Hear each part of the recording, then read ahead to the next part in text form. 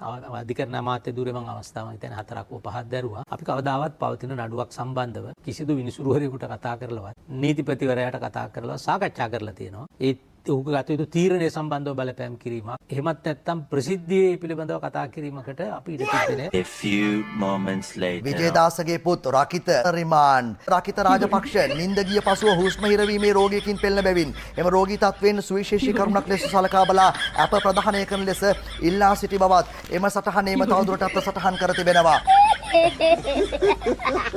අවංකෝම කියනවනම් මචං මට දැන් උඹලට hina වෙලා අවංකෝම කම්මැලි. Politics ආතල්. Let's go. ඇත්තටම අපි ආණ්ඩු කරන කාලේ අධිකරණ අමාත්‍ය ධුරේ මම අවස්ථාවක් හිතන 4ක් හෝ 5ක් දැරුවා. අපි කවදාවත් පවතින නඩුවක් සම්බන්ධව කිසිදු විනිසුරුවරයෙකුට කතා කරලවත් නීතිපතිවරයාට කතා කරලා සාකච්ඡා කරලා තියෙනවා. ඒ ඔහු ගත යුතු තීරණය සම්බන්ධව බලපෑම් කිරීමක්. එහෙමත් නැත්නම් ප්‍රසිද්ධියේ පිළිබඳව කතා කිරීමකට අපි ඉඩ තිබෙන්නේ. සාමාන්‍යයෙන් අපි නීතිමය කරුණු සම්බන්ධව කතා කරනකොට කැමැති මණ්ඩලය වුණත් මන්ත්‍රී මණ්ඩලය වුණත් හැමෝටම එක වගේ නීතිය පිළිබඳ දැනීමක් නැති වුණාට අපි ඒගොල්ලෝ දැනුවත් කරලා තිබුණා අධිකරණ ගැන කටයුතු ගැන සීමාවෙන් ඔබට කතා කරන්න එපා කියලා.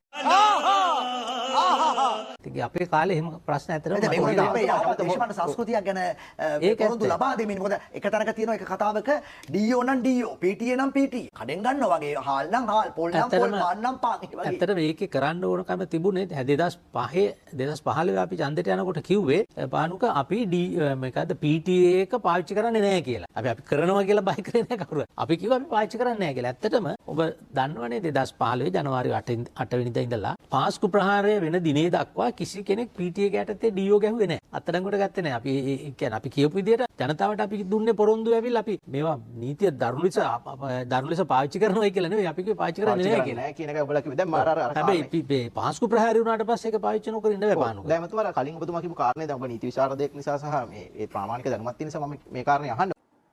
ඇහුන්නේ නැහැ. දැන් ඔබ නීති විශාරදයෙක් නිසා සහ මේ ප්‍රාමාණික දැනුමක් තියෙන නිසා මම මේ කාරණේ අහන්න.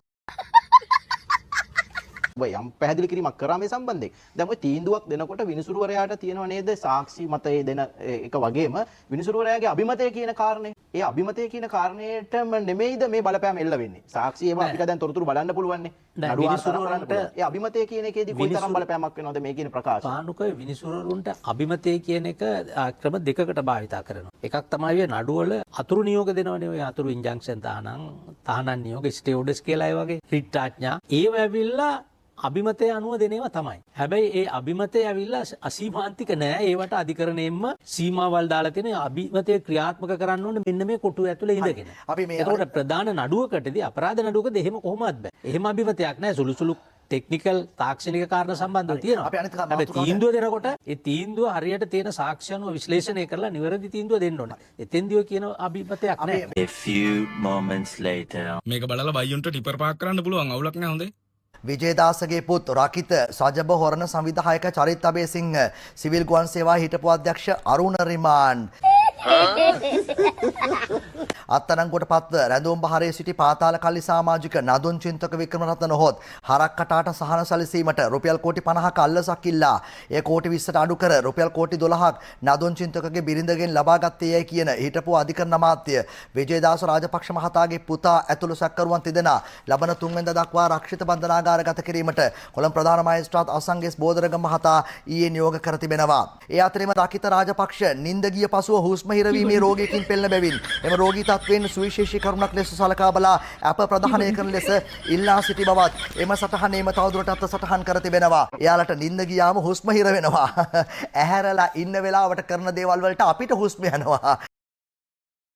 දැන් පණ බේර ගන්නත් ඇඩ්වාන්ස් ක්‍රමයට සල්ලි ගන්නවා නේද? පණ බේර ගන්නත් ඇඩ්වාන්ස් ක්‍රමයට තමයි සල්ලි ගන්නෙ. ඒ හරක් කටාගේ පණ බේරන්න. අවංකෝම කියනවනම් මචං මට දැන් උඹලට hina වෙලා අවංකෝම කම්මැලි.